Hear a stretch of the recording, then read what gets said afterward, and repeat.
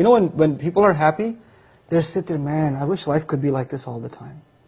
And they know it's not going to be. They know around the corner, a problem's coming. Migraine's coming, something's coming. Something's coming, whether it's physical, emotional, something's coming. Just to know that there's nothing problematic coming. You know, one of my favorite places mentioned in Paradise is this guy who makes it to Paradise. Surah Al-Safat, he makes it to Paradise. And he notices his friends sitting there, and they're all just, hey man, you made it too, and they're kind of congratulating each other. So you'll be having those talks? Yeah, you're like, oh my God, you're from there, and we're just getting to know each other all over again. I remember you.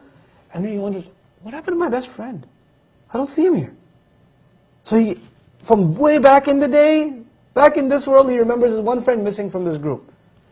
And he goes, would you like to know what happened to him? And nobody else volunteers.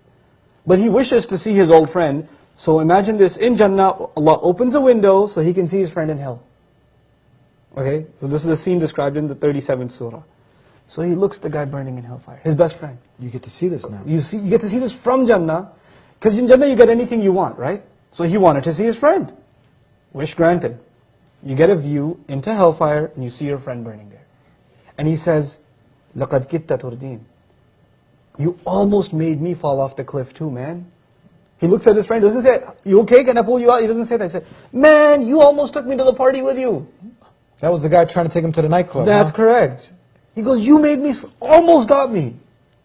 You're the one who used to make fun of my religion. You used to say you're too extreme. What do you mean we're going to go back to paradise? Or there's going to be a hellfire? You're the one who used to crack jokes with me about religion.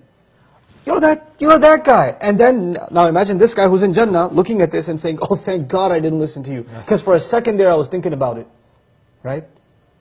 So now the window's closed. But this guy has just seen hellfire. Do you think he's shocked and horrified? He would be. Even though he's in Jannah, he just saw hellfire. So he comes back into Jannah, and it's like he just got here for the first time. The words in the Quran are amazing. أَفَمَا نَحْنُ بِمَيِّتِينَ? Are we not going to die anymore? Really? But wait, he already knew that. He's in Jannah.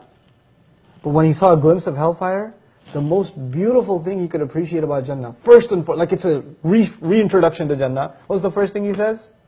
We're not going to die anymore. Except that first death we already tasted. You know? And then the second thing you appreciate, I want you to imagine what this is.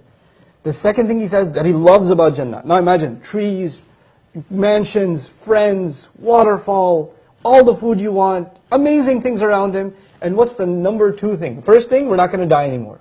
What's the number two thing? He says, this is the most amazing thing ever. Number two reason, we're not going to be tortured. There's no more pain. That's the second thing he appreciates. Why? Because he just saw what pain looks like. SubhanAllah.